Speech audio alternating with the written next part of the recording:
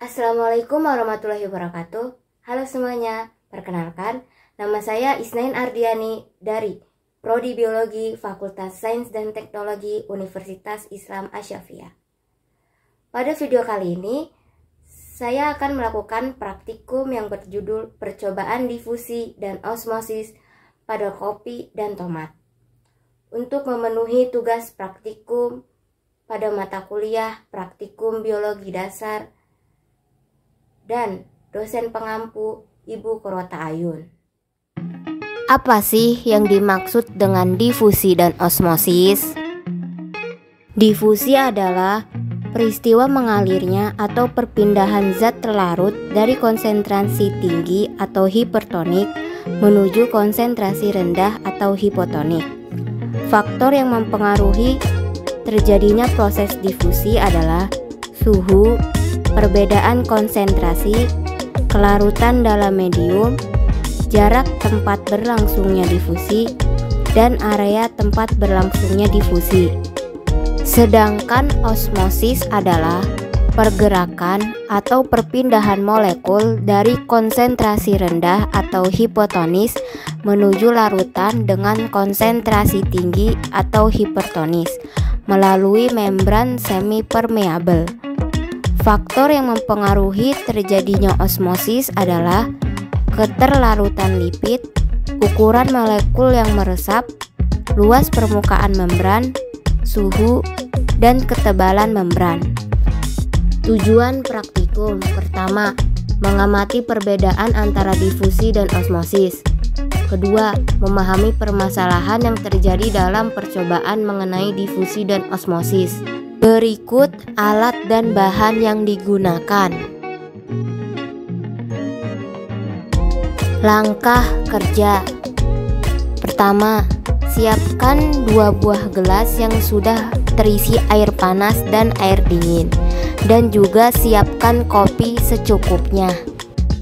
Kedua, masukkan 2 sendok kopi ke dalam gelas yang terisi air panas dan air dingin.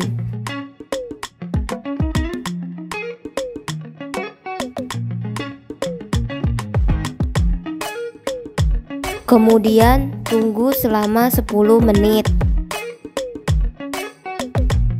Setelah 10 menit, kita dapat melihat kopi yang terdapat pada air panas terlarut dengan sempurna atau tidak ada endapan atau serat-serat kopi, dan warnanya hitam atau gelap.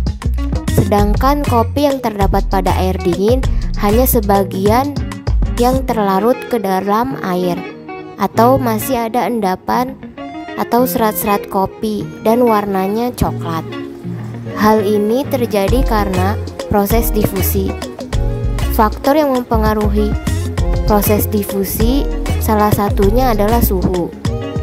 Karena semakin tinggi suhu, maka semakin cepat pula proses difusinya. Langkah kerja. Pertama, siapkan 2 buah gelas yang sudah terisi oleh air dingin, garam, sendok, dan 2 buah tomat. Kedua, masukkan 3 sendok garam ke salah satu gelas dan aduk.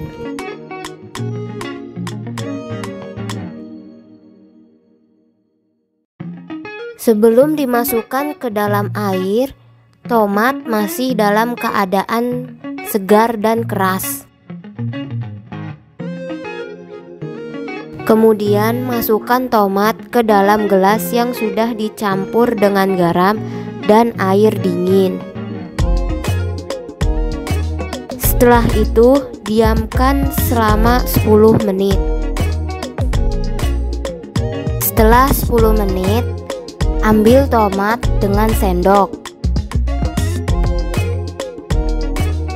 Kita dapat melihat tomat yang terdapat pada air garam berubah menjadi kisut dan teksturnya menjadi lembek.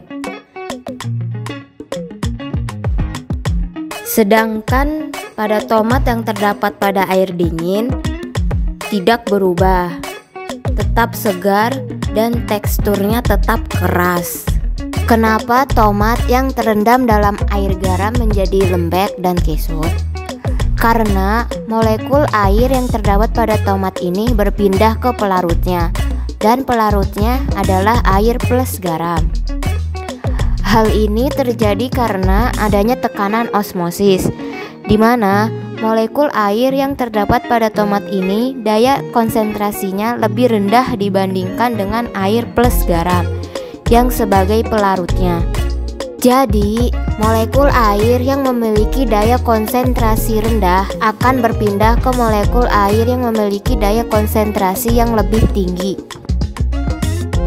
Kesimpulan, proses difusi pada kopi terjadi karena ada faktor yang mempengaruhinya. Salah satunya adalah suhu, karena semakin tinggi suhu, semakin cepat pula proses difusinya, di mana air panas memiliki suhu lebih tinggi dibandingkan dengan air dingin.